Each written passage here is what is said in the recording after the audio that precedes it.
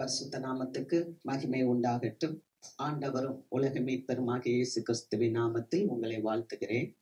இன்றைக்கு நம்ம செய்திக்கு நேராய் போகவும் வாசிக்கலாம். சங்கீதங்களின் புஸ்தகம் 119வது சங்கீதம் 165வது வசனம். உம்முடைய வேதத்தை நேசிக்கிறவர்களுக்கு மிகுந்த சமாதானம் உண்டு, அவர்களுக்கு இடரல் இல்லை. உம்முடைய வேதத்தை நேசிக்கிறவர்களுக்கு மிகுந்த சமாதானம் உண்டு, அவர்களுக்கு இடரல் இல்லை. கர்த்தருக்கு மகிமை. இந்த வேதம் அப்படின்னா என்ன? இந்த வேதத்தை நேசிக்கிறவங்களுக்கு மிகுந்த சமாதானமா, அவங்களுக்கு இடரலே இல்லையா, கஷ்டமே வராதான். ஆண்டவருடைய வார்த்தை தீர்க்கமா நமக்கு சொல்லப்பட்டிருக்கு. அப்ப இந்த வேதம் என்பது ஒரு ரகசியமான ஒரு பொக்கிஷம். இந்த வேதத்தை எல்லாரும் தெரிஞ்சுக்க முடியாது. யார் அழைக்கப்பட்டாங்களோ, தெரிந்து கொள்ளப்பட்டாங்களோ, அந்த ஸ்பெஷல் பீப்புள் தான் இந்த வேதத்தை தெரிந்து கொள்ள முடியும். இந்த வேதம் அப்படின்றது மனுஷ ஞானம் அல்ல. இந்த வேதம் அப்படின்றது இந்த உலகத்துல இருக்கிற பிரபுக்களுடைய ஞானமும் அல்ல. இந்த வேதம் அப்படின்றது இந்த உலகத்துக்கு உரிய ஞானமும் அல்ல. அப்ப இந்த வேதம் அப்படின்றது என்னன்னா தேவனுடைய ஞானம், அதுதான் வேதம். இந்த உலகத்துல நம்மளால எதுவுமே செய்ய முடியாம போகும்போது, ஒரு பலவீனம் ஆகும்போது நமக்கு கை கொடுக்கிறது எது அப்படின்னு சொன்னா நமக்கு இந்த வேதம். இதுல நிறைய அற்புதங்கள் இருக்கு, அதிசயங்கள் இருக்கு, ஆசீர்வாதங்கள் இருக்கு, நன்மைகள் இருக்கு. ஆக இந்த வேதத்தை நம்ம நேசிக்கும் போது, இத விரும்பும் போது நமக்கு என்ன கிடைக்குதுன்னா மிகுந்த சமாதானம் கிடைக்குது, மிகுந்த சமாதானம். அதனாலதான் சங்கீதக்காரர் சொல்லுகிறார், 119வது சங்கீதம் 72வது வசனத்துல சொல்லப்பட்டிருக்கு, 1000 பொன் வெள்ளியை பார்க்கிலும் நீர் விளம்பின வேதமே நலம் என்று சொல்லுகிறார். எப்படி? 1000 பொன்னையும் வெள்ளியையும் பார்க்கிலும் கர்த்தர் கொடுத்த இந்த வேதம் நலமானது. அது மாத்திரமில்ல, தேனிலும் தேனிலும் மதுரமானது அப்படின்னு சொல்லப்பட்டிருக்கு. ஏன்னா இந்த வேத புஸ்தகம் இது it is a holy Bible. இது பரிசுத்த வேதம் என்று சொல்லப்பட்டிருக்கிறது. இதுக்கு நிகர் இந்த உலகத்துல எதுவுமே கிடையாது. இந்த வேதத்தை, இந்த வார்த்தைகளை, இதுக்குள்ள இருக்கிற சம்பவங்களை எல்லாம் நம்ம படிச்சு அதை நேசிக்கும் போது நமக்கு என்ன கிடைக்குது அப்படின்னு சொன்னா சமாதானம், மிகுந்த சமாதானம். அவர்களுக்கு இடரல் இல்லை. அதாவது இதை நேசிக்கிறவங்களுக்கு நல் வாழ்வு உண்டு. இந்த உலகத்துல காணப்படுகிற எந்த காரியங்களும் அவங்கள அசைக்காது என்று சொல்லப்பட்டிருக்கிறது. அது எந்த ஒரு காரியமா இருந்தாலும் ஒரு விசுவாசியை நிலைகுலைய பண்ணாது. யார் ஒருத்தர் இந்த வேதத்தை நேசிக்கிறோமோ அவங்களுக்கு இந்த உலகத்துல எந்த ஒரு இடர்பாடுகளும் ஒரு விசுவாசிய நிலைகுலைய செய்யாது அப்படின்னு சொல்றார். அப்ப இந்த வேதத்துல அப்படி என்ன இருக்கு? இன்னைக்கு ஒரு 3 காரியங்களை நம்ம பார்ப்போம். முதலாவது ஒரு காரியம் என்னன்னா, அந்த சங்கீத ஆசிரியர் சொல்லுகிறார், உன்னுடைய வேதம் எனக்கு மன மகிழ்ச்சியா இராது இருந்தால் நான் எப்பொழுதே அழிந்து போயிருப்பேன் என்று சொல்லுகிறார். 119வது சங்கீதம் 92வது வசனம். உமது வேதம் என் மன மகிழ்ச்சியா இராதிருந்தால் என் துக்கத்திலே அழிந்து போயிருப்பேன். உமது வேதம் எனக்கு மன மகிழ்ச்சியா இராது இருந்தால் என் துக்கத்திலே நான் அழிந்து போயிருப்பேன் என்று அவர் சொல்லுகிறார். அப்படி என்றால் இந்த வேதம், இந்த வார்த்தை, இந்த புஸ்தகம் நம்மளுக்கு மன மகிழ்ச்சியை தருகிறது. மகிழ்ச்சி எங்க இருக்கு? இன்னைக்கு நிறைய பேர் மகிழ்ச்சிக்காக நிறைய இடங்களுக்கு போகிறோம் இல்லையா? சிலர் பார்க்குக்கு போவாங்க, சிலர் பீச்சுக்கு போவாங்க, சிலர் சினிமா தியேட்டருக்கு போவாங்க, சிலர் நண்பர்களோட உட்கார்ந்து இல்ல ஏதாவது ட்ரிங்க்ஸ் பண்ணி அதெல்லாம் உங்களுக்கு என்னது மகிழ்ச்சி என்று சொல்லுறாங்க. ஆனா சங்கீதக்காரர் சொல்லுகிற ஒரு மகிழ்ச்சி, உம்முடைய வேதம் எனக்கு மன மகிழ்ச்சியா இராது இருந்தால் என்னுடைய துக்கத்திலே நான் அழிந்து போயிருப்பேன். அப்ப துக்கம் என்பது எல்லாருக்கும் இருக்கக்கூடியது. ஆனால் அந்த துக்கமானது ஒரு மனிதனை அழிக்காமல் காக்க வேண்டும் என்றால் அந்த மனிதன் நேசிக்கிற ஒரு காரியம் எதுவா இருக்க வேண்டும்? தேவன் அருளிய வேதமாக இருக்க வேண்டும். அல்லேலூயா. அந்த வேதத்தை நாம் நேசிக்கும் போது நமக்கு சமாதானம், நமக்கு மகிழ்ச்சி கிடைக்கிறது. ஆமென். ஒரு மனுஷன் இருந்தான், அவன் ஒரு பெரிய ராஜா.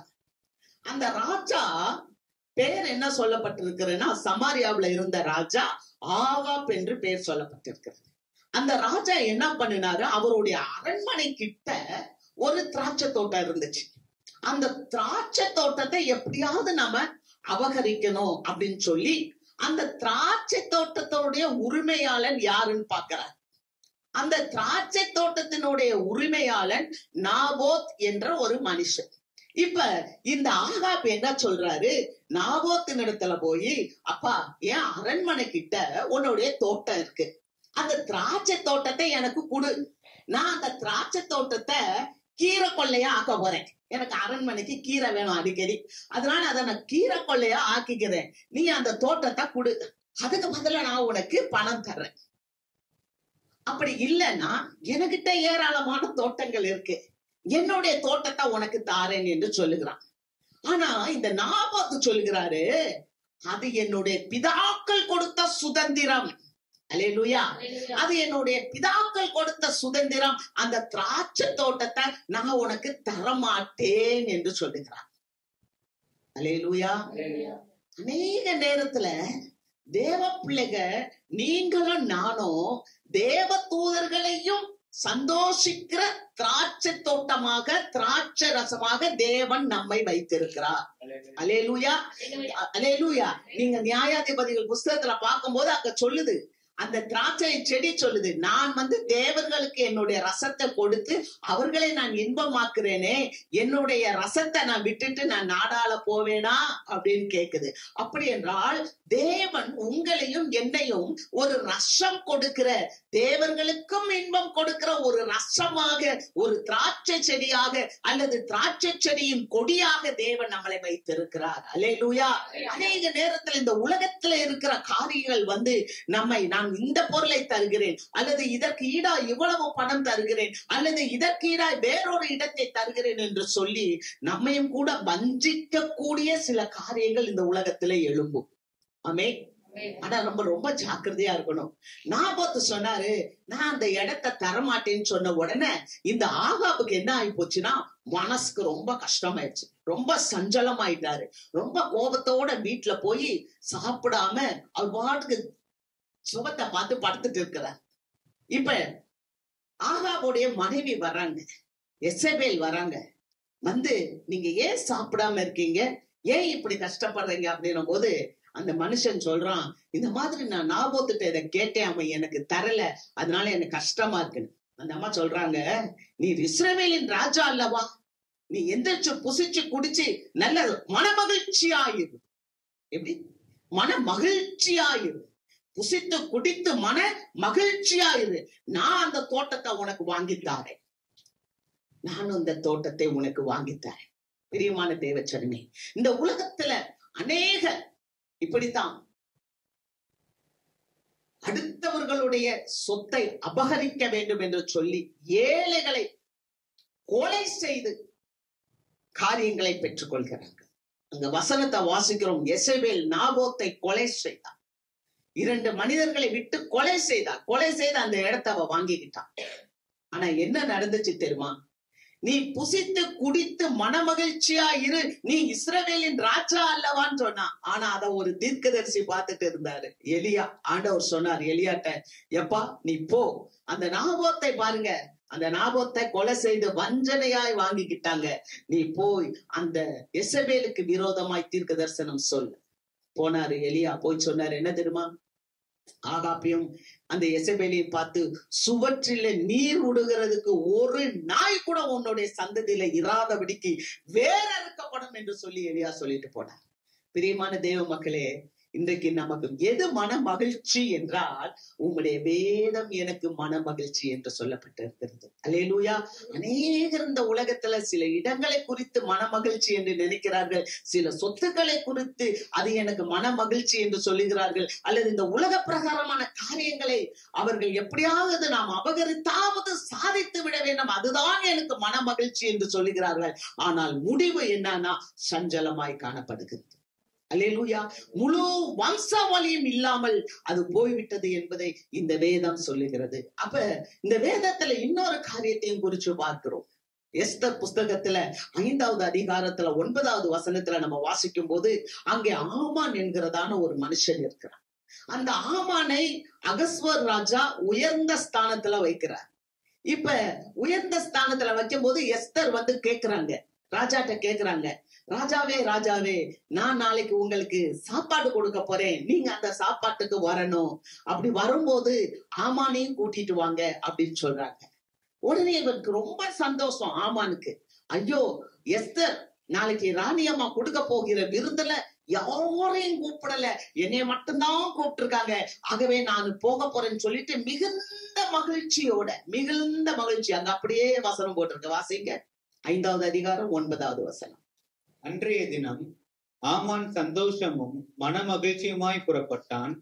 ஆனாலும் ராஜாவின் அரண்மனை வாசலில் இருக்கிற மொர்தெகாய் தனக்கு முன் எழுந்திராமலும் அசையாமலும் இருக்கிறதை ஆமான் கண்டபோது அவன் மொர்தெகாயின் மேல் உக்கிரம் நிறைந்தவன் ஆனான்.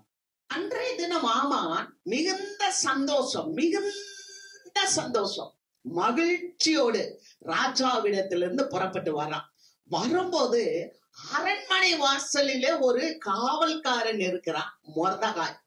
அவன் எழுந்திரிக்கல, அசையல. இந்த 2 காரியத்தை பாருங்க. எழுந்திரிக்கல, அசையல, எனக்கு மரியாதை செலுத்தலன்றதுனால அவனுக்கு என்ன வந்துருச்சுன்னா, மிகுந்த உக்கிர கோபத்தோட அவன் போனான் என்று பார்க்கிறோம்.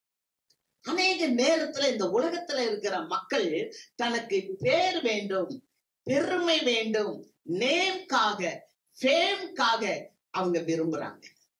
நிறைய மக்கள் நேம், ஃபேம், அதுதான் இன்னைக்கு. ஆனா ஒரு மகிழ்ச்சியோடு, ஒரு சந்தோஷத்தோடு ஒரு வெளியே வந்தவன் அங்க இருக்கிற அந்த யூதனை பார்க்கும்போது, அவன் எழுந்திருக்காமல் அசையாமல் இருக்கிறத பார்க்கும்போது, தேவ பிள்ளை நல்லா கவனிங்க, உலகத்துல தேவ பிள்ளை அசையாது. ஆமென். ஏன்னா வசனம் சொல்லுது 62வது அதிகாரம், அவரே என் கண்மலையும் என் இரட்சிப்பும் என் உயர்ந்த அடைக்கலமுமானவர், நான் அசைக்கப்படுவதில்லை. அல்லேலூயா. ஏன்னா மொர்தெகாய் ஒரு யூதன், ஆகவே அவன் எழுந்திருக்கல, அவன் அசையல. காரணம், அவனுக்கு யாரு? யெகோவா தேவன் தான் இரட்சிப்பார், கண்மலையார், உயர்ந்த அடைக்கலமாய் இருந்தனால அவன் அப்படியே உட்கார்ந்து. இன்னைக்கும் தேவ பிள்ளைகள், வேதம் சொல்லுகிறது, ரோமருக்கு எழுதுற நிருபம் 2வது அதிகாரம் கடைசி வசனத்தை வாசிக்கும் போது, உள்ளத்தில் யூதனானவனே யூதன் என்று சொல்லப்பட்டு இருக்கிறது. அல்லேலூயா. உள்ளத்துல நம்ம யெகோவாவை கொண்டு வந்துட்டா நாமளும் யூத ஜனம்தான். அல்லேலூயா. ஆக அசைக்கப்பட முடியாது. ஆனால் இதை கண்ட ஆமான் என்ன செஞ்சான்? உக்கிர கோபமாய் போனான். போனவன் என்ன செஞ்சான்? அந்த மொர்தெகாயை கொலை செய்ய வேண்டும் என்று சொல்லி 50 முழத்துல ஒரு பெரிய தூக்கு மரத்தை செய்து வைத்தான். ஆனால் முடிவு என்ன ஆச்சு? அவன் செய்த தூக்கு மரத்துல அவனையே அந்த அகஸ்வர் தூக்கு போட்டார் என்று பார்க்கிறோம். அல்லேலூயா. காரியம் மாறுதலாய் முடிந்தது என்று சொல்லப்பட்டிருக்கிறது. யாருக்காக தூக்கு மரத்தை செய்தானோ அதுல அவனையே ஆண்டவர் தூக்கி போட்டார். பட்டுக்குழியை வெட்டுகிறவன் தானே அதில் விழுவான் என்று வேதம் சொல்லுகிறது. அல்லேலூயா. ஆக ஒரு பட்டுக்குழியை வெட்டினான் பாருங்க, அவன் அதிலேயே விழுந்தான். அவனுடைய மகிழ்ச்சி அவனுக்கு நிரந்தரமா இல்லை. உலக மக்களுக்கு மகிழ்ச்சி நிரந்தரமா இருக்க முடியாது. ஆனா தேவ பிள்ளைகளுக்கு மகிழ்ச்சி எங்க இருக்கிறதுனா வேதத்துல இருக்கிறது. அல்லேலூயா. உம்முடைய வேதம் எனக்கு மகிழ்ச்சியாய் மன மகிழ்ச்சியாய் இராது இருந்தால் என் துக்கத்திலே நான் அழிந்து போயிருப்பேன் என்று சங்கீதக்காரர் சொல்லுகிறார். புதிய ஏற்பாட்டுல ஒரு சம்பவம் நடக்குது. ஒரு அம்மா குறி சொல்றாங்க. குறி சொல்லும் போது குறி சொல்லுகிற அந்த பெண்ணிடம் ஒரு பிசாசு இருக்கிறது. தேவனுடைய ஊழியக்காரன் அந்த பிசாசை துரத்தி விட்டான். அந்த பிசாசை துரத்துறதுனால அந்த தேவனுடைய ஊழியக்காரனை கொண்டு போய் சிறைச்சாலைக்குள்ள போட்டுட்டாங்க. இப்ப சிறைச்சாலைக்குள்ள நடு ராத்திரியில நல்ல பயங்கரமான ஒரு தொழு மரத்துல அவங்கள கையவும் காலையும் கட்டி அந்த இருட்டு அறையில போட்ட போது அந்த ஊழியக்காரன் பாடி துதிக்கிறதை பார்க்கிறோம். நடு ராத்திரி அவன் பாடி துதித்தான். இங்கதான் ஆண்டவர் நமக்கு பேசுறார். உம்முடைய வேதம் எனக்கு மன மகிழ்ச்சி. நம்முடைய வாழ்க்கையில போராட்டங்கள் வரும்போது, ஒரு இருளான சூழ்நிலைகள் வரும்போது நம்ம பயந்து போக கூடாது. அந்த நேரம் ஒரு விசுவாச பிள்ளை பாடி துதிக்க கற்றுக்கொள்ள வேண்டும். அல்லேலூயா. இந்த மனிதன் சிறைச்சாலையில பாடி துதித்த போது அஸ்திவாரங்கள் அதிர்ந்தன, அவர்களுடைய கட்டுகள் கலன்றன, அநேகருடைய கட்டுகள் கலன்றன என்று அங்கே பார்க்கிறோம். அல்லேலூயா. அப்ப தேவ பிள்ளைகள் பிரச்சனையின் நேரத்தில், போராட்டத்தின் நேரத்தில் நாம் கண்ணீர் சிந்துவதை காட்டிலும் உன்னுடைய வேதம் எனக்கு மன மகிழ்ச்சியா இராது இருந்தா நான் துக்கத்திலேயே அழிந்து போயிருப்பேன் என்று சொன்னாரே.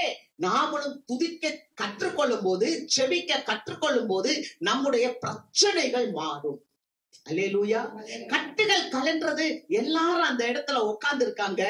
அந்த சிறைச்சாலை அதிகாரி என்ன செய்யறார்?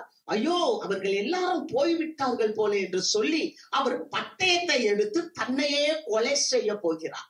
அந்த ஜெயிலர் எல்லாரும் போயிட்டாங்க, இப்ப நான் காவல் காக்கிறேன், ரோம அதிகாரிகள் வந்து என்னை கொன்று போடுவார்கள் என்று சொல்லி பட்டயத்தை எடுத்து தன்னையே கொலை செய்ய போகும்போது ஊழியக்காரன் பவுல் உள்ள இருந்து கூப்பிடுகிறார். உனக்கு அதிக கேடு தீமை ஒன்றும் செய்து கொள்ளாதே, நாங்கள் இங்கேதான் இருக்கிறோம். அல்லேலூயா, அல்லேலூயா, அல்லேலூயா. தேவ பிள்ளை பிரச்சனையில இருந்து வெளிப்பட்டாலும் அந்த பிள்ளை நீதிக்காக, நேர்மைக்காக அந்த இடத்துல அப்படியே நிக்குது. ஆமென். நீ ஒண்ணும் உனக்கு கேடு செய்யாதப்பா, நாங்க உயிரோட இங்க தாங்க இருக்கிறோம். உடனே இப்ப சிறைச்சாலை அதிகாரி கேக்குறான். நேரா பேரு அந்த பவுலையும் அந்த ஷீலாவையும் வெளியே கொண்டு வந்து இப்ப சொல்றாரு, ஆண்டவர் மாறே இதுவரைக்கும் கைதி, ஆனா இப்ப சிறைச்சாலை தலைவனுக்கு பவுல் ஆண்டவராக மாறிவிட்டார். அந்த ஜெயிலர் வந்து ஆண்டவமாரே ரட்சிக்கப்படுவதற்கு நாங்க என்ன செய்ய வேண்டும் என்று கேட்கிறாங்க. அப்போ பவுல் சொல்லுகிறாரு, கர்த்தராகிய இயேசு கிறிஸ்துவை விசுவாசி, அப்பொழுது நீயும் உன் வீட்டாரும் ரட்சிக்கப்படுவீர்கள் அப்படின்னு சொல்றாரு. சொல்லிட்டு அவர்களுக்கு தேவனை குறித்து, வேதத்தை குறித்து போதித்தார்கள் என்று சொல்லப்பட்டிருக்கிறது. அல்லேலூயா. அதுதான் மகிழ்ச்சி. அவர்கள் வேதத்தை குறித்து போதித்த போது அந்த ஜெயிலர் அதை கேட்டார். கேட்ட உடனே ராத்திரியே அவங்களை கூட்டிட்டு போய் காயங்களை எல்லாம் கழுவி விட்டு ஞானஸ்தானம் எடுத்து அவங்க வீட்டுக்கு கூட்டிட்டு போய் போஜனம் பண்ணி அவர்கள் மகிழ்ச்சியாய் இருந்தார்கள் என்று வேதம் சொல்லுகிறது. அல்லேலூயா. அருமையான தேவ மக்களே, நம்முடைய வாழ்க்கையில தேவன் நம்மோடு இருக்கும் போது நமக்கு ஆண்டவர் மகிழ்ச்சியை கொடுக்கிற தேவன். அல்லேலூயா. மகிழ்ச்சி எங்க இருக்கிறது? வேதத்தை போதித்த உடனே அவர் ஞானஸ்தானம் பெற்றார். வேதத்தை கேட்ட உடனே அவர் ஆண்டவரை ஏற்றுக்கொண்டார், ஊழியக்காரரை ஏற்றுக்கொண்டார். ஊழியக்காரரை தன்னுடைய வீட்டுக்கு கூட்டிட்டு போய் போஜனம் கொடுத்து அவர்கள் மகிழ்ந்திருந்தார்கள். அல்லேலூயா. மகிழ்ச்சியா இருக்கணும் நம்ம. ஆமென். எப்போதும் மகிழ்ச்சியா இருக்க வேண்டும். அதனாலதான் சங்கீதக்காரர் சொல்றார், ஆண்டவரே உம்முடைய, நான் வாசிக்கலாம் 119:77. நான் பிழைத்திருக்கும்படிக்கு உமது இரக்கங்கள் எனக்கு கிடைப்பதாக, உம்முடைய வேதம் என் மனமகிழ்ச்சி. நான் பிழைத்திருப்பதற்கு உம்முடைய இரக்கங்கள் எனக்கு கிடைப்பதாக உம்முடைய வேதம் என் மன மகிழ்ச்சி. அல்லேலூயா. அந்த சிறைச்சாலை தலைவனுக்கு ஒரு இரக்கம் கிடைச்சிச்சு பாருங்க. தேவனுடைய வார்த்தையை போதித்த போது ஒரு இரக்கம் கிடைத்து அவன் மனம் மகிழ்ச்சியாக இருந்தார் என்று பார்க்கிறோம். அல்லேலூயா. அதனாலதான் ஆண்டவர் சொல்லுகிறார், வெளிப்படுத்தின விசேஷம் 3வது அதிகாரம் 20வது வசனத்துல சொல்லும் போது, இதோ வாசப்படியிலிருந்து நான் கதவை தட்டுகிறேன், ஒருவன் என் சத்தத்தை கேட்டு திறந்து கொடுத்தால் நான் அவனோடு அமர்ந்து போஜனம் பண்ணுவேன். ஆமென். அல்லேலூயா. எப்படி இருக்கும் விருந்து சாலையில விருந்து சாப்பிட்டா? ஆமென். அல்லேலூயா. வெளியில கூட்டிட்டு போய் ஒரு ஹோட்டல்ல அல்லது ஒரு கெட் டுகெதர், ஒரு வீட்டுல ஒரு 10 பேர் சேர்ந்து சாப்பிடும் போது எவ்வளவு மகிழ்ச்சி. இததான் ஆண்டவர் விரும்புறார். நான் வாசப்படியில இருந்து தட்டுறேன், ஒருவன் என் சத்தத்தை கேட்டு உன் இருதயத்தை திறந்தா நான் உன் கூட வந்து உட்காந்து சாப்பிடுவேன். நம்ம நினைக்கிறோம் அநேக நேரத்துல நம்ம கூட சாப்பிடுறதுக்கு யாருமே இல்லை, நம்ம கூட சாப்பிடுறதுக்கு ஒருத்தர் ஆயத்தமா இருக்கிறார். நம்ம கதவை திறந்தோம்னா அவர் நம்மோடு வந்து உட்காருவார், நமக்கு மிகுந்த மகிழ்ச்சியை தருவார். அல்லேலூயா. அவருடைய வார்த்தை மிகுந்த மகிழ்ச்சி. உம்முடைய வேதம் மகிழ்ச்சியா இராது இருந்தால் என் துக்கத்திலே நான் அழிந்து போயிருப்பேன் என்று சொல்லுகிறார். அல்லேலூயா. நமக்கு வேதம் மன மகிழ்ச்சியை கொடுக்கிறது. ஆமென். அந்த வேதத்தை கேட்டவுடன் அவன் தன்னை மாய்த்து கொள்ளாமல் ரட்சிக்கப்பட நான் என்ன செய்ய வேண்டும் என்று ஒரு ஊழியனிடம் கேட்டு ரட்சிப்பை பெற்றுக் கொண்டார். அல்லேலூயா. 2வது ஒரு காரியம், இந்த வேதம் நமக்கு என்னன்னு சொன்னா, அவருடைய வேதம் நமக்கு சத்தியம். அல்லேலூயா. முதல்ல வேதம் மன மகிழ்ச்சி, 2வது வேதம் நமக்கு சத்தியம். இந்த வேதமே சத்தியம். சத்தியம்னா உண்மை. உண்மை. இந்த வேதத்துல காணப்படுகிற வார்த்தைகள் எல்லாம் உண்மையான வார்த்தைகள், சத்தியம் உள்ள வார்த்தைகள். வாசிக்கலாம். சங்கீதம் 119, 142. உம்முடைய நீதி நித்திய நீதி, உம்முடைய வேதம் சத்தியம். உம்முடைய நீதி நித்திய நீதி, உம்முடைய வேதம் சத்தியம். அல்லேலூயா. சத்தியம்னா உண்மை. நிறைய பேருக்கு உண்மை பேசினா பிடிக்காது. அப்படித்தானே? உண்மை பேசுறத காட்டிலும் பொய் பேசினா ரொம்ப சந்தோஷம். இப்பெல்லாம் சொல்றாங்க, நிறைய கேக் எல்லாம் செய்யறாங்களாம். கேக் செய்யும் போது அதுக்கு நிறைய போடக்கூடாத சில பொருட்களை போடுறாங்களாம். அதை போட்டா அது அழகு கொடுக்குமா, அது போட்டா அது கலர் கொடுக்குமா. அந்த கலர் கொடுக்கறதுனால அதுக்கு என்ன இருக்குதுன்னா அட்ராக்ஷன் கிடைக்குமா, கவர்ச்சி. அதனால நிறைய பேன் பண்ண அந்த கலர் பொடிகள் எல்லாம் கடைகள்ல போடுறாங்கன்னு சொல்லி சமீபத்துல நான் ஒரு புக்கு படிச்சுட்டு இருந்தேன். அப்ப இன்னைக்கு இந்த உலகம் விரும்புறது என்ன அப்படின்னா பொய் தான். ஆனா நம்முடைய தேவன் சொல்றார், இந்த வேதம் சத்தியம். அல்லேலூயா. இந்த வேதம் சத்தியம், உண்மை. இந்த வேதம் சத்தியம்னா அவருடைய வார்த்தை தான் சத்தியம். உம்முடைய சத்தியத்தினாலே இவர்களை பரிசுத்தமாக்கும். அப்ப இந்த வார்த்தை, இந்த உண்மை நமக்குள்ள வரணும். உண்மைதான் நமக்குள்ள ஒரு பரிசுத்தத்தை கொண்டு வரும். அல்லேலூயா. நீங்க பாருங்க, வசனத்தை வாசிக்கலாம்.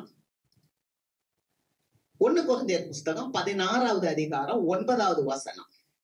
ஏனெனில் இங்கே பெரிதும் அனுகூலமான கதவு எனக்கு திறக்கப்பட்டிருக்கிறது, விரோதம் செய்கிறவர்களும் அநேகர் இருக்கிறார்கள். பாருங்க, பவுல் சொல்றாரு, எபேசு சபையில இருக்கிறார், கொரிந்திய மக்களுக்கு ஒரு கடிதம் எழுதுறார். என்ன சொல்றாருன்னா, எனக்கு இங்க பெரிதும் அனுகூலமான பெரிய கதவு திறக்கப்பட்டு இருக்கிறது. இன்னைக்கு காலையில உங்களுக்கு ஒரு வசனம் அனுப்புறேன். பெரிதும் அனுகூலமான கதவு திறக்கப்பட்டிருக்கணும்னு உங்களுக்கு ரொம்ப சந்தோஷமா இருக்கும், ரொம்ப மகிழ்ச்சியா இருப்பீங்க. அதோடு கூட பக்கத்துல விரோதம் செய்கிறவர்களும் அநேகர் இருக்கிறார்கள்னா எப்படி இருக்கும்? பாஸ்டர் நமக்கு வேற வேலையே இல்லை, இது எப்ப பாரு இப்படிதான் அனுப்புவாங்க அப்படின்னு நம்ம சொல்லுவோம். உங்களை அநேகர் சிரிக்கிறீங்க, ரைட்? ஆனா பாதி சத்தியத்தை பேசக்கூடாது, முழு சத்தியத்தை பேச. அல்லேலூயா. அதுதான் உண்மை, அதுதான் உண்மை. பெரிதும் அனுகூலமான கதவு திறந்திருக்கின்றது ஒரு பார்ட்டு. ஆனா அடுத்து விரோதம் செய்கிறவர்கள் அநேகர் இருக்கிறாங்க. அப்ப நமக்கு ஒரு எச்சரிப்பு, நமக்கு ஒரு காஷ்டம். அதுதான் முழு சத்தியம். அல்லேலூயா. இன்னைக்கு பெரும்பாலான மக்கள் பாதி சத்தியத்தை தான் கேட்க விரும்புறாங்க, ஆனா முழு சத்தியத்தை கேட்க விரும்புகிறது இல்லை. அதற்கு காரணம் என்னன்னு சொன்னா, அடுத்த வசனத்துல பவுல் சொல்லுறாரு, வாசிக்கலாம். தீமோத்தேயு உங்களிடத்திற்கு வந்தானேயாகில் அவன் உங்களிடத்தில் பயம் இல்லாதிருக்க பாருங்கள், என்னை போல அவனும் கர்த்தருடைய கிரியையை நடப்பிக்கிறானே. இந்த தீமோத்தேயு உங்களிடத்தில் வந்தானே ஆகில், ஏன்னா இப்ப எபேசுல இருக்கிறாரு, பக்கத்து ஊர் கொருந்து. அந்த கொருந்துக்கு இப்ப இவருடைய ஊழியக்காரன் வரணும். தீமோத்தேயு உங்ககிட்ட வந்தா அவனை பயம் இல்லாம பாத்துக்கங்கப்பா. அப்ப யாருக்கு எழுதுறாரு? கொரிந்திய சபை விசுவாசிகளுக்கு எழுதுறாரு. கொரிந்திய சபை யார் ஸ்தாபிச்சா? பவுல் தான் ஸ்தாபிச்சா. பவுல் தான் அதை உண்டாக்குனாரு. ஆண்டவருடைய பரிசுத்த ஆவினால பவுல் தான் கொரிந்தில சபையை உண்டாக்குனவரு. இப்ப சொல்றாரு, விசுவாசியே சரியில்லை, கொரிந்திய சபை விசுவாசியே சரியில்லை. எப்பா நான் ஊழியக்காரன் அவன் அனுப்புறேன், என் உத்தம குமாரனாகிய தீமோத்தேயு அங்க வருவான், நீ பயம் இல்லாம இருக்க பாத்துக்க. இன்னைக்கு சபைகள் சீரழிக்கப்படுகிறது. இன்னைக்கு சபைகள் சத்தியத்தை பேசுற சபைகள் இன்றைக்கு என்னன்னா ஸ்திரப்படல.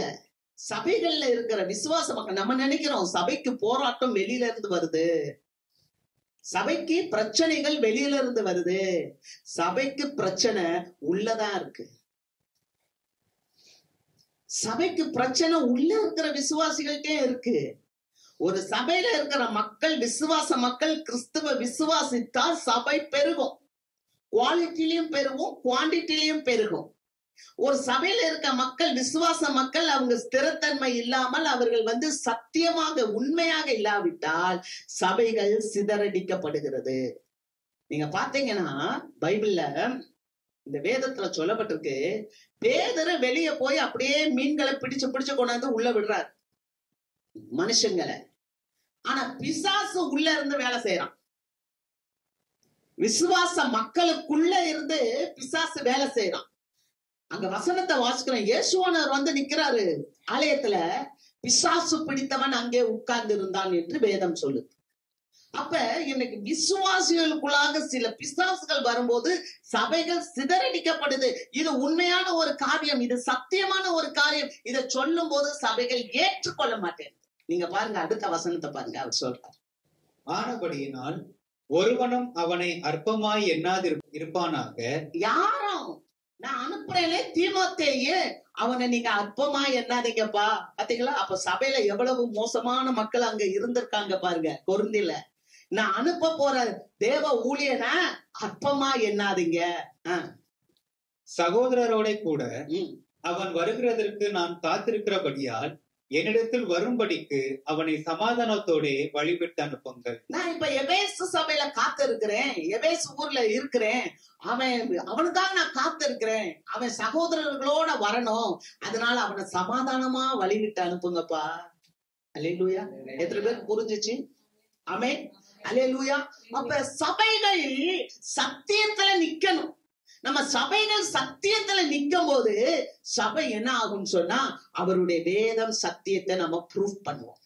நாங்க ஒரு முறை இவர் வராரு, சீமோன், அந்திரேயா கூட்டிட்டு வராரு சீமோனை, அவங்க அண்ணனை கூட்டிட்டு இயேசு கிட்ட விடும்போது இயேசு பாக்குறாரு சீமோனை பார்த்துட்டு சொல்றாரு, இனி நீ கேபா எனப்படுவாய். கேபா என்றால் அரேபிய வார்த்தை. கேபா கேபா என்றால் பாறை. சீமோன் என்றால் நாணல். ஒரு விசுவாசிய ஆண்டவர் நாணலாவே வச்சிருக்க மாட்டார். நாணலா இருந்தா இங்கிட்டும் இங்கிட்டும் இங்கிட்டும் இங்கிட்டும் ஆடிக்கொண்டே இருப்பாங்க. ஆனால் சீமோனா இருந்த அந்த பேதுருவை ஆண்டவர் கேபாவாக மாற்றினார். கேபா என்றால் பாறை, பாறையாக மாற்றினார். அதுக்கு கிரேக்க வார்த்தை பேதுரு, அரேபிய வார்த்தை கேபா, கிரேக்க வார்த்தை பேதுரு. அப்ப பேதுரு என்றால் பாறை. நாணலா இருக்கிறவன பாறையா ஆக்கும் வரைக்கும் அவனுக்கு நிறைய பயிற்சிகள் தேவை. அல்லேலூயா. நம்முடைய வாழ்க்கையில வருகிற சில காரியங்கள் என்னன்னு சொன்னா, நம்ம ஆண்டவருக்குள்ளாக ஸ்திரப்பட வேண்டும். ஆண்டவருக்குள்ளாக நம்ம உறுதியாக ஒரு நல்ல பாறையாக மாற வேண்டும். அதற்குத்தான் ஆண்டவர் சில பயிற்சிகளை நமக்கு கொடுப்பார். நம்ம அநேக நேரத்துல என்ன நினைக்கிறோம்னா, நான் நிறைய காரியங்கள் கடந்து போகிறேன் என் வாழ்க்கையில, ஆனா எனக்கு உதவி செய்ய யாரும் இல்ல. அருமையான தேவ மக்களை, நான் ஒண்ணு சொல்லுறேன் உங்களுக்கு, நமக்கு வானத்தையும் பூமியையும் உண்டாக்கின கர்த்தரிடத்தில் இருந்து ஒத்தாசை வரும். ஆமென், அல்லேலூயா. கர்த்தரை தெய்வமா கொண்ட பிள்ளைக்கு தெய்வம் தான் அற்புதங்களை செய்யும். நான் திரும்ப சொல்ல முடியும். முன்னால பார்த்தா செங்கடல், பின்னால பார்த்தா பார்வோனுடைய சேனைகள் துரத்துக்கிட்டு வர்றாங்க. ஜனங்க நட்ட நடுவுல இருக்கிறாங்க. முன்னுக்கும் போக முடியல, பின்னாலேயும் போக முடியல. நடுவுல இருக்கும் போது வசனம் சொல்லுகிறது, முற்புறத்திலும் பிற்புறத்திலும் நான் நெருக்கப்படும் போது தேவரீர் உமது கரத்தை எங்கள் மேல் வைக்கிறீர். எப்படி, என்ன மாதிரி தெரியுமா? இந்த ஜனங்கள் முன்னால பாக்குறாங்க, செங்கடல் இருக்கு, அதுக்கு தான் இவங்களுக்கு பாதை இருக்கு. அந்த பாதையை அவர்கள் அறியாமற் போனார்கள். அல்லேலூயா. இஸ்ரவேல் ஜனங்கள் எகிப்திலிருந்து வரும்போது பார்வன் துரத்துக்கிட்டு வர்றான். ரதங்களையும் குதிரைகளையும் எடுத்துக்கிட்டு இந்த ஜனங்களை பிடிக்க வேண்டும். சில நேரங்களில உங்களுக்கு அப்படி ஒரு காரியங்கள் இருக்கலாம். ஐயோ, என்னால முன்னுக்கும் போக முடியல, என்னால பின்னுக்கும் போக முடியல. இதே சூழ்நிலையை பக்தன் யோபு சொல்லுகிறார். நான் முன்னால பார்த்தாலும் நீ இல்ல, நான் பின்னால பார்த்தாலும் நீர் இல்ல, ஆனாலும் ஒண்ணு தெரியும், நான் போகும் பாதையை நீர் அறிந்திருக்கிறீர் என்று சொல்லுகிறார். அல்லேலூயா. தேவனை குறித்த அறிகிற அறிவு எப்ப வரும் தெரியுமா? நம்ம உபத்திரவத்துக்குள்ளாக போகும்போது தேவன் உங்களையும் என்னையும் நானலா இருக்கிற நம்மை பாறையாக உறுதிப்படுத்துகிறார். அல்லேலூயா. நாம் அசைவுறாதபடிக்கு, நாம் அசைக்கப்படாதபடிக்கு தேவன் நம்மளை உறுதிப்படுத்துவதை நாம் பார்க்கிறோம். அல்லேலூயா. நீங்க நினைக்கணும், நல்ல கவனிங்க. நான் அடிக்கடி சொல்லுகிற அதே காரியம் தான் இன்னைக்கும் சொல்லுறேன். ஒரு பட்டாம்பூச்சியோடைய வாழ்க்கையை பார்க்கும்போது அது முதலாவது முட்டை காணப்படும்.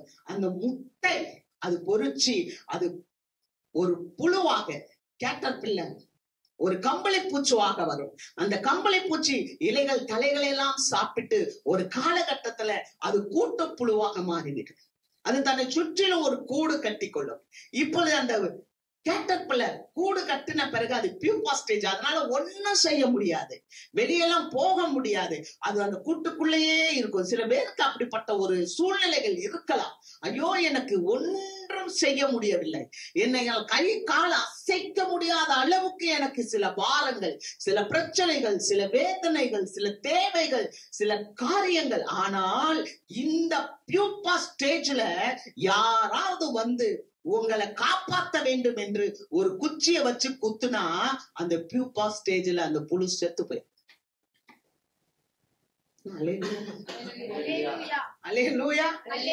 அந்த குச்சியை கொண்டு யாராவது அந்த பியூப்பாவை குத்துனா அந்த பூச்சி செத்து போய், காப்பாற்ற முடியாது. நீங்க நினைக்கலாம், எனக்கு யாரும் உதவி செய்ய முடியல. தோத்திரம் பண்ணுங்க, அல்லேலூயா சொல்லுங்க. நீங்க சாகாதபடிக்கு தேவன் உங்களை காத்து கொண்டே இருக்கிறார். அல்லேலூயா. இன்னும் கொஞ்ச காலம் பியூப்பா ஃபுல்லா அது உள்ளுக்குள்ள ரெக்க முளைச்சி ஆண்டனா வந்து அது எல்லாம் வந்து உடனே அந்த கூட்டம் உடைத்து கொண்டு அழகாக பறக்கும். அல்லேலூயா.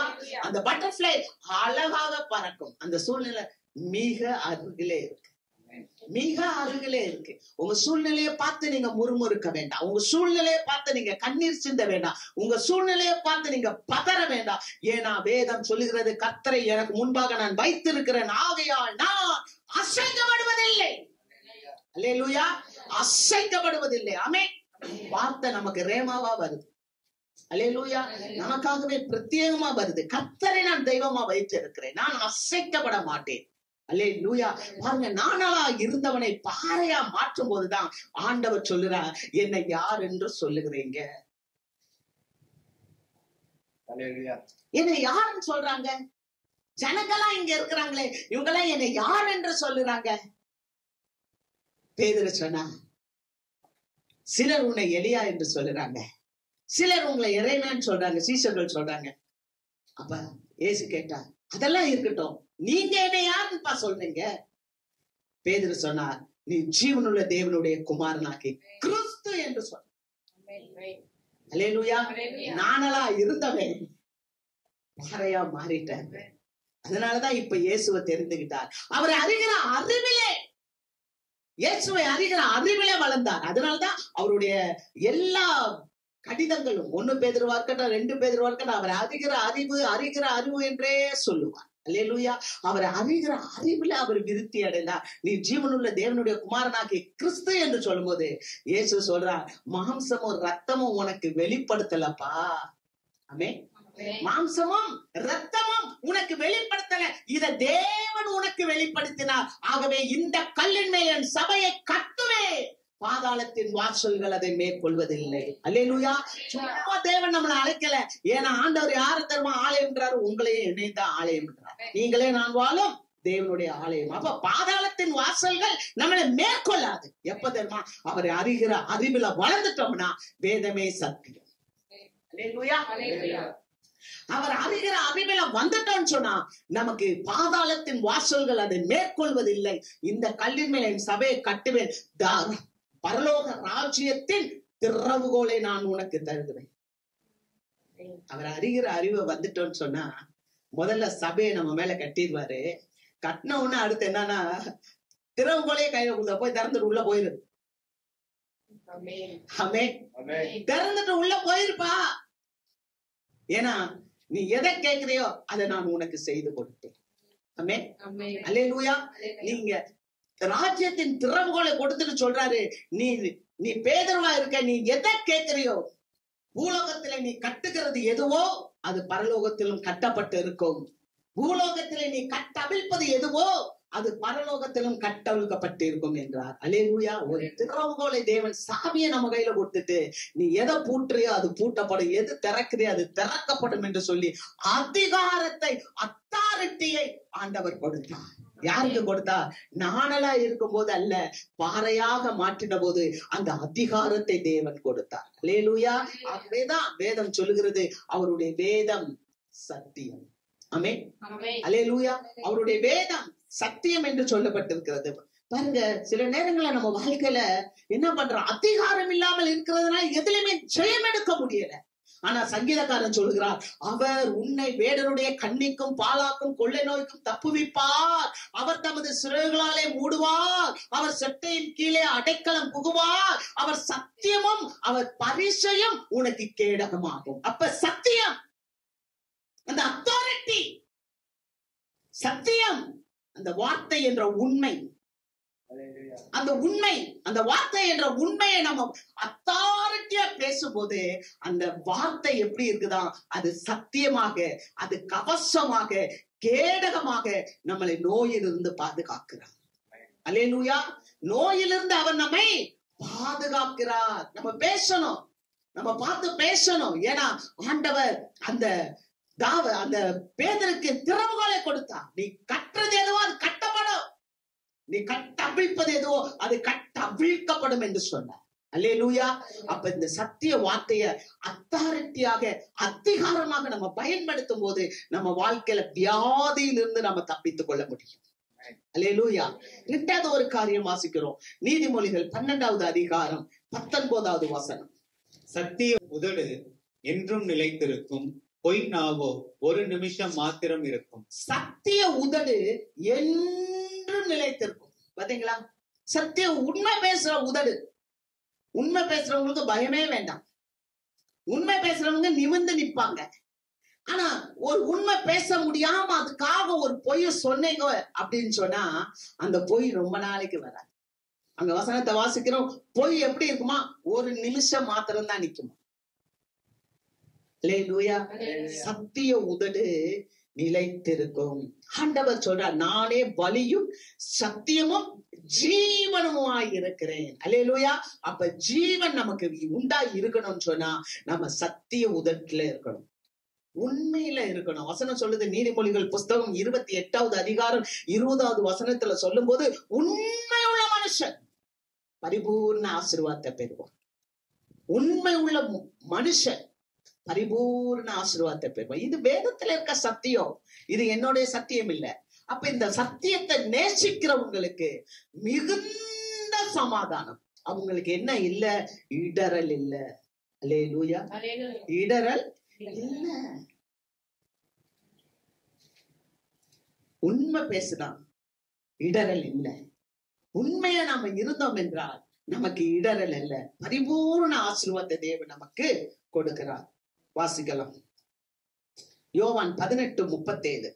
அப்பொழுது பிலாத்து அவரை நோக்கி, அப்படியானால் நீ ராஜாவோ என்றான். இயேசு பிரதி உத்தரமாக, நீர் சொல்லுகிறபடி நான் ராஜாதான். சத்தியத்தை குறித்து சாட்சி கொடுக்க நான் பிறந்தேன். இதற்காகவே இந்த உலகத்தில் வந்தேன். சத்தியவான் எவனும் என் சத்தம் கேட்கிறான் என்றார். ஹல்லேலூயா. பிலாத்து கேட்கிறாரு, இயேசுவினிடத்தில் பிலாத்து கேட்கிறார், அப்படியானால் நீ ராஜாவோ? இயேசு சொன்னார். எங்க சொன்னார் தெரியுமா? சிலுவைக்கு நேரா கொண்டு போறாங்க. கொஞ்ச நேரத்துல இயேசுவ சிலுவையில அறைய போறாங்க. இயேசுவானவர் எல்லாவற்றையும் அறிந்திருந்தார். இப்ப இயேசு சொல்றார், ஆமா நான் ராஜாதான். சத்தியத்தை குறித்து சாட்சி கொடுக்க நான் இந்த உலகத்துக்கு வந்தேன். சத்தியத்தை குறித்து சாட்சி கொடுக்க நான் இந்த உலகத்துல வந்தேன் என்று சொல்லுகிறார். சத்தியவான் எவனும் என்னுடைய சத்தியத்தை கேட்கிறான். அடுத்த வசனத்துல பிலாத்து கேட்கிறாரு, சத்தியமாவது என்ன? நல்ல கவனிங்க, சத்தியமாவது என்ன? உம்முடைய வேதமே சத்தியம். சத்தியம்னா என்ன? பிலாத்து கேட்கிறாரு, ஏய் நீ ராஜாவா? நான் ராஜாதான். ஆனா நான் இந்த உலகத்துக்குரிய ராஜா இல்ல. ஏன்னா இந்த உலகத்துக்குரிய ராஜாவா இருக்கணும்னா என்கிட்ட என்ன இருக்கணும்னா படைகள் இருக்கணும், என்கிட்ட பரிவாரங்கள் இருக்கணும், என்கிட்ட நிறைய ஆயுதங்கள் இருக்கணும், என்கிட்ட நிறைய பணம் இருக்கணும். ஆனால் அப்படியெல்லாம் இருந்திருந்தா என்னுடைய சீஷர்கள் உங்ககிட்ட என்னை கொடுத்திருக்க மாட்டாங்க. என்னைய இந்த யூதர்கள் எனக்காக போராடி இருப்பாங்க. ஆனா என்கிட்ட இதெல்லாம் இல்ல. அதனாலதான் என்னை உங்ககிட்ட ஒப்பு கொடுத்துட்டாங்க. ஆனா நீ சொன்னபடியே நான் ராஜாதான். இயேசுவானவர் சொல்லுகிறார், சத்தியவான் எவனும் என்னுடைய சத்தியத்தை கேட்கிறான். அப்ப சத்தியம்னா என்ன? சத்தியம் என்றால் அமைதி, சமாதானம். சத்தியம் என்றால் அன்பு, லவ். சத்தியம் என்றால் மகிழ்ச்சி. சத்தியம் என்றால் நீதி, ஜஸ்டிஸ். யோசித்து பாருங்க, இன்னைக்கு ஆளுகை செய்கிற மக்கள் மத்தியில நீதி நிரம்பி இருக்குதா? அமைதி நிரம்பி காணப்படுதா? மகிழ்ச்சி நிறைந்து இருக்கிறதா? சமாதானம் இருக்குதா? அப்ப ஆண்டவர் என்ன சொன்னாருன்னா, நான் நீதி செலுத்த, நான் அமைதியை கொடுக்க, நான் சந்தோஷத்தை கொடுக்க, நான் மகிழ்ச்சியை கொடுக்க இந்த உலகத்திற்கு வந்தேன். என்னுடைய ராஜ்யம் பறந்து விரிந்து காணப்படுகிறது. நான் ராஜாக்களுக்கெல்லாம் ராஜாவாய் இருக்கிறேன். ஆகவே தான் நான் சத்தியத்தை குறித்து சாட்சி கொடுக்க வந்தேன். அல்லேலூயா. சத்தியத்தை குறிச்சு சத்தியமே சாட்சி கொடுத்தது. ஆமென். சத்தியத்தை குறித்து சத்தியமே சாட்சி சொல். அல்லேலூயா. அதற்காகவே நான் இந்த உலகத்துக்கு வந்தேன். சத்தியவான் எவனும் என் சத்தத்தை கேட்கிறான். தேவ பிள்ளைகளே, நம் தேவனால் உண்டாயிருந்தால் தேவனுடைய சத்தத்தை கேட்போம்.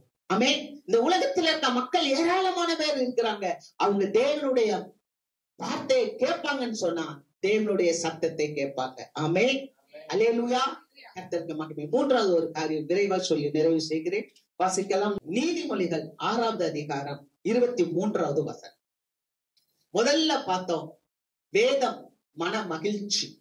இரண்டாவது வேதம் சத்தியம். மூன்றாவது வேதம் வெளிச்சம். வாசிக்கலாம். கட்டளையே விளக்கு, வேதமே வெளிச்சம், போதக சிச்சையே ஜீவ வழி. கட்டளையே விளக்கு. கட்டளை நமக்கு தெரியும். உன் முழு உள்ளத்தோடு, உன் முழு பலத்தோடு, உன் முழு மனதோடு உன் தேவனாகிய கர்த்தரிடத்தில் அன்பு கூறு அப்படின்றது கட்டளை. உன்னிடத்தில் நீ அன்பு கூறுவது போல பிறனிடத்திலும் அன்பு கூறுவாயாக அப்படின்றது கட்டளை. பிறர் உனக்கு என்ன செய்யணும்னு நினைக்கிறாயோ அதை நீ மற்றவங்களுக்கு செய் அப்படின்றது கட்டளை. அல்லேலூயா. இந்த கட்டளையை பிடிச்சிட்டாலே வீட்டிலையும் சரி, சமூகத்திலையும் சரி, தனிப்பட்ட வாழ்க்கையிலையும் சண்டைகளே வராது. அல்லேலூயா. ஏன்னா நிறைய காரியங்கள் மற்றவங்கள்ட்ட எதிர்பார்க்கிறோம். ஆனா அதை நம்ம மற்றவங்களுக்கு செய்யணும் அப்படின்னு நினைச்சிட்டோம்னா எதிர்பார்ப்பே வராது. அல்லேலூயா. அப்ப கட்டளை அவர் கொடுத்தார். அடுத்து வேதம் வெளிச்சம் என்று சொல்லப்பட்டிருக்கு. அல்லேலூயா. வெளிச்சம். மூன்றாவது போதக சிச்சையே ஜீவ வழி. சிட்சித்து போதிக்கிறவன் பாக்கியவான் என்று சொல்லப்பட்டிருக்கு. அல்லேலூயா. தேவனுடைய வார்த்தையை சிட்சித்து போதிக்கிறவர்கள் பாக்கியவான்கள். அவங்களுக்கு பரலோகத்துல பெரிய ஆசீர்வாதம். ஆமென். நல்ல கவனிங்க. வேதம் வெளிச்சம். ஆண்டவர் இந்த உலகத்துல வெளிச்சமா வந்தார். ஆனா இந்த ஒளியை யாருக்குமே பிடிக்க மாட்டேங்குது. ஏன்னா ஒளியின் இடத்துல அவங்களுக்கு வர்றதுக்கு பிடிக்கல. காரணம் என்னன்னா, அவர்களுடைய கிரியைகள் பொல்லாதவைகளா இருக்கிறதுனால அவர்கள் ஒளியை பகைக்கிறார்கள். ஏன்னா ஒளி கிட்ட வந்துட்டா நம்மளுடைய செயல்கள் தெரிஞ்சிரும், நம்ம அந்தரங்கம் தெரிஞ்சிரும், நம்ம என்ன மாதிரி இருக்கோன்றது தெரிஞ்சிரும் அப்படின்னு சொல்லிட்டு ஒளிய பகைக்கிறார்கள். இயேசு சொல்லுகிறார். வாசிக்கலாம். யோவான் 3:19. ஒளியானது உலகத்திலே வந்திருந்தும் மனுஷருடைய கிரியைகள் பொல்லாதவைகளாய் இருக்கிறபடியினால் அவர்கள் ஒளியை பார்க்கிலும் இருளை விரும்புகிறதே அந்த ஆக்கினை தீர்ப்பு காரணமாய் இருக்கிறது. ஏன் நமக்கு பிரச்சனை? ஏன் நமக்கு ஆக்கினை தீர்ப்பு? ஆனா ஆண்டவர் சொல்கிறார், இந்த உலகத்தை நான் ஆக்கினைக்குள்ளாக தீர்க்கும்படி வராமல் இந்த உலகத்தை ரட்சிப்பதற்காகத்தான் வந்தேன் என்று இயேசு சொல்லுகிறார். ஆனால் ரட்சிக்க இயேசு வந்தார். ஆனால் ஜனங்கள் ஒளியை பகைக்கிறதுனால ஜனங்களுக்குள்ளாக ஆக்கினை தீர்ப்பு இருக்கிறது என்று சொல்கிறார். அல்லேலூயா. இயேசு ஜீவன் கொடுக்க வந்தார். இயேசு ஆசீர்வதிக்க வந்தார். ஆனால் இயேசுவை பகைக்கிறதுனால அவர்களுக்கு ஆசீர்வாதம் இல்லை. ஏன்னா வேதம் அழகா சொல்லுது, அவருக்குள் ஜீவன் இருந்தது, அந்த ஜீவன் மனுஷருக்கு ஒளியாய் இருந்தது, அந்த ஒளியானது இருளிலே பிரகாசிக்கிறது, இருளானது ஒளியை பற்றி கொள்ளவில்லை. இருள் என்றால் ஆசீர்வாதத்துக்கு தடையா இருக்கிற எல்லா காரியமும் இருள் தான். ஆனா நமக்குள்ள ஒளி இருக்கும் போது அந்த தடைகள் இந்த ஒளியை பற்றி கொள்ளாது. அல்லேலூயா. கடந்த வாரத்துல ஒரு ஆன்லைன்ல ஒரு காரியத்தை பார்த்தேன்.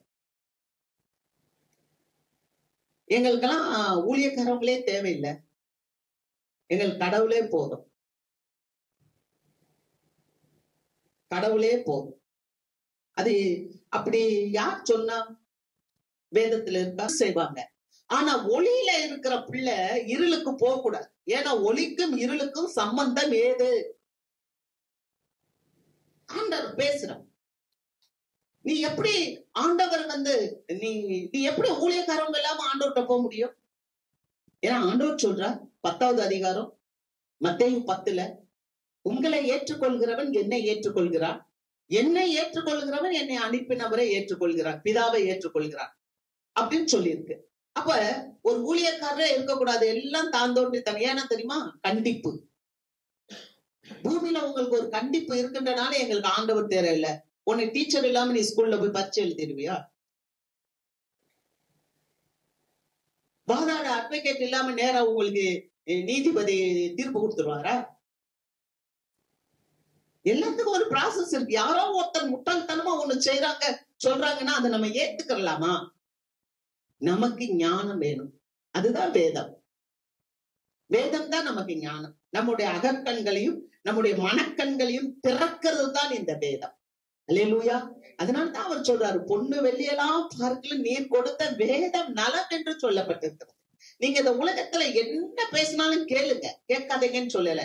ஆனா அதே சமயத்துல அது எல்லாத்தையும் இது முன்னால வச்சு பாரு, இதுல என்ன சொல்லி இருக்கு, இத வச்சுதான் நம்ம தீர்ப்பிட. அல்லேலூயா. கர்த்தர் உங்களை ஆண்டவர் சொல்லுகிறார், அவர் வெளிச்சமா இருக்கிறபடினால இருள் வெளிச்சத்தை பற்றார். நல்ல ஒரு குட் நியூஸ் இந்த வாரத்துல ஆண்டவர் சொல்றார், இருள் வெளிச்சத்தை பற்ற முடியாது. நீங்கள் வெளிச்சத்தின் பிள்ளைகளா இருக்கிறீர்கள். அல்லேலூயா. இருள் மறைந்து போயிற்று, வெளிச்சம் இப்ப வந்துருச்சு. நீங்க வெளிச்சத்தின் பிள்ளைகள், பகலுக்கு உரியவர்கள்.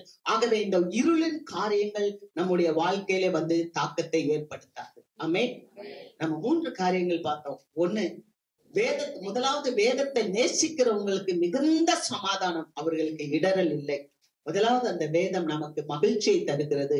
2வது அந்த வேதம் சத்தியமா இருக்கிறது, அது நமக்கு பொய் சொல்லாது, நம்மளை பலப்படுத்தும், நம்மளை பாறையாக்கும், நம்மளை உறுதிப்படுத்தும், நம்மளை ஆசீர்வதிக்கும், நமக்கு நிலைவாழ்வை தரும். 3வது அந்த வார்த்தை வெளிச்சமாய் இருக்கிறது. ஆகவே நமக்கு நம்பிக்கைக்கு உரியவர்களாக நம்ம இருக்க முடியும்.